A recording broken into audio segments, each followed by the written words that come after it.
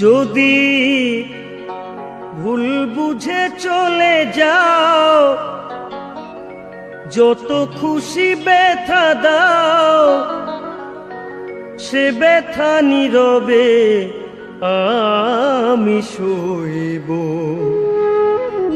হায় তবু তোমায় ভালোবাসবো।